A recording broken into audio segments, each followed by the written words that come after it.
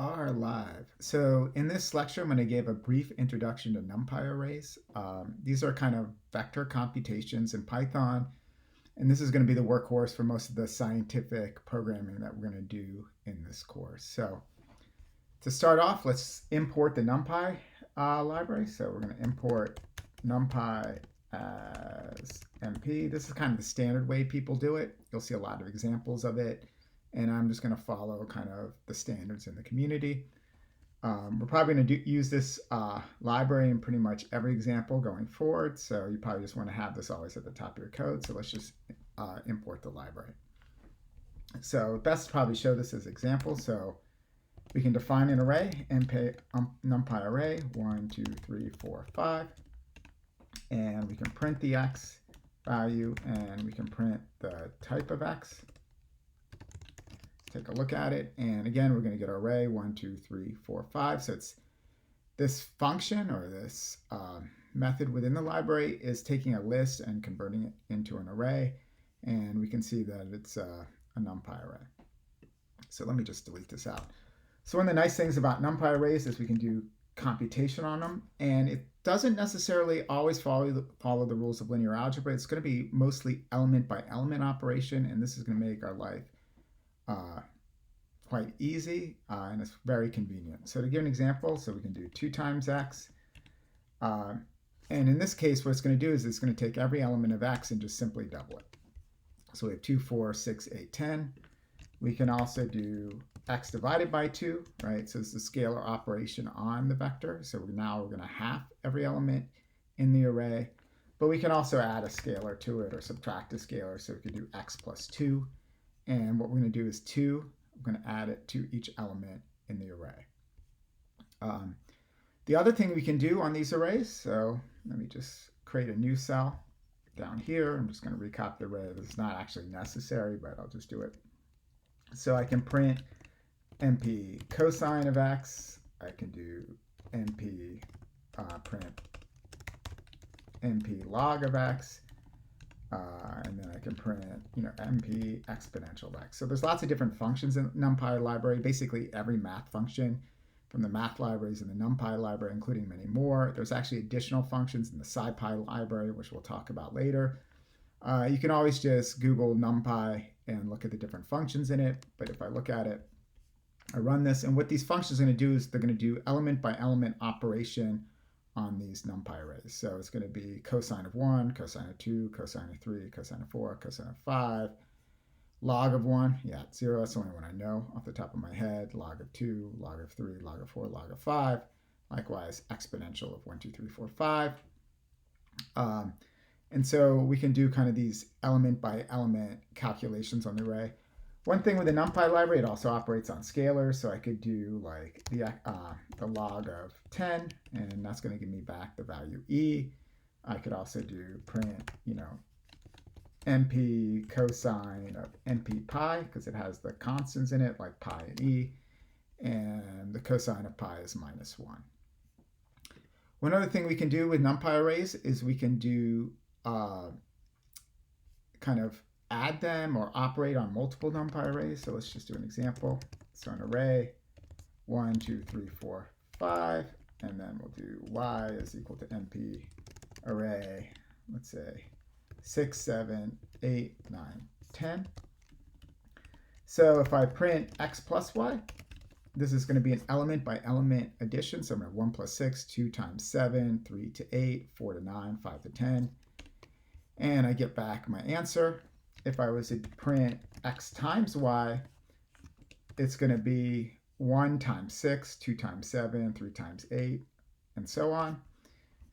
So multiplications on element by element operation. Likewise, we can do division. So we'll have typo. So we're going to have 1 divided by 6, 2 divided by 7, 3 by 8, 4 by 5, and 5 by 10. Here's the 0.5 for the 5 by 10. So we can do lots of different operations. Element by element element by element on them. There's one additional one, which is x at y, and this is actually the dot product of these two vectors. So this is 1 times 6, 2 times 7, 3 times 8, 4 times 9, 5 times 10, and then we're going to sum those different operations. So it's basically summing these elements, and that's the dot product. We could have also done the dot product as print, sum of x times y, right? That's the same operation as a dot product, where the sum is the element by element sum. One thing with doing operations on two arrays is that they have to be the same length. So if I added an extra element here, like 0, what it's going to do is give me an error, and it's going to say operands cannot be broadcast together with shape 6 and 5 because one is length 6, the other is length 5. So we're going to make sure these arrays are the same size for calculation. There's some built-in functions in it. So if I have x is equal to np array of 1, 2, 3, 4, 5, I can print x.mean, and that's going to be the mean. All these methods can also be done like numpy of mean, but there's two ways of doing it. We can actually, since numpy array is a class, we can call the method on the class, or we could call just the function within kind of the numpy library. So mean's a common one.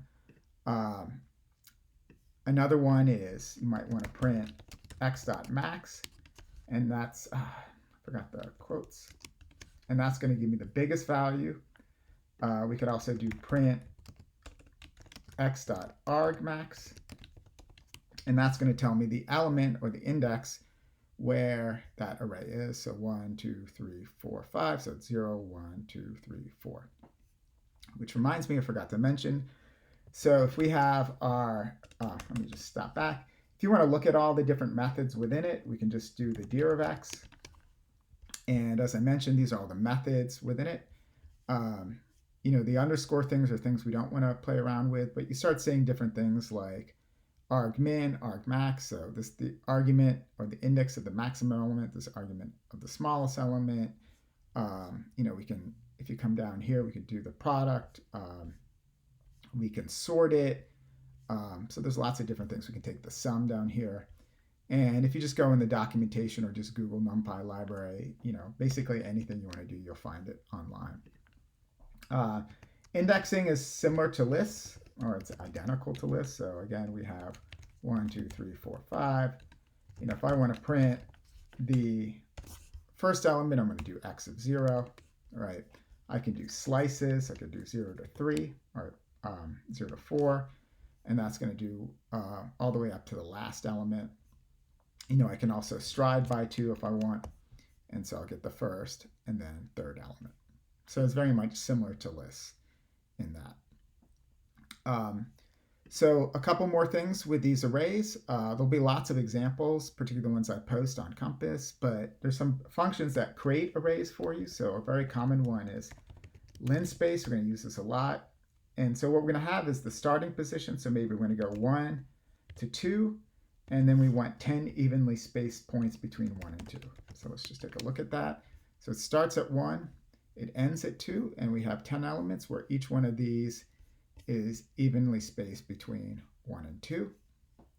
Another one we might want to do is say y is equal to np zeros of 10, and this is going to just produce an array of zeros. So often when you use array, you might want to pre-allocate it or set it up ahead of time. If you want to change the array, so if we have np array and we have 1, 2, let me come back one more. There's one other common one, which is 1, so we can do np 1s of 10. And we can print the z value, z, and now we're just going to have an array of 1s. So there's lots of these kind of methods for creating arrays. So as always, if I have an array and I have 1, 2, 3, 4, obviously I can change the first element. Maybe I want to make that equal to 10. I can print that x value.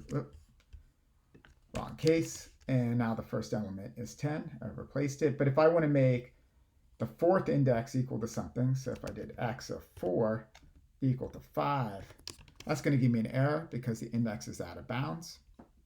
So it's similar to lists. And so if we want to do something, we typically have to append something to it. There's no built-in method like x append 5. That doesn't exist. So what we have to do instead is do np append x comma 5, and then if we print x, oh, I forgot. It doesn't return the value. I have to say x is equal to that value because it's going to actually return a new array. And what we see is that it's 10, 2, 3, 4, 5. Probably a better way to do this is to find an entirely new array, y. In case, if you want to keep that original x and you want to make a new vector, that's going to be that value. And again, as I mentioned, if I print the x value, I get the original array back. We don't just have to append numbers. We can actually append another array. So I could do 1, 2, 3. And now it's going to append this additional array here, 1, 2, 3. Or I could have done like w is equal to m. Sorry, I hit the mute button. So I could do w is equal to np array. Let's do 7, 8, 9. And then I could put my w value here. And, in that case, it's going to give me an error, but all I have to do is put quotes around here, extra brackets, and actually create what's known as a tuple. And only 2 keyword. What am I doing? Forget this. I got ahead of myself. I forgot to put the brackets here. And now if I run it, I get the appending of the 7, 8, 9 to the 10, 2, 3. So x is 10, 2, 3, 4. And then appending the 7, 8, 9. And that's the way. So sorry for the errors. Syntax can get a little bit weird sometimes with these functions. And, obviously you can make typos by forgetting to pass in the brackets for that.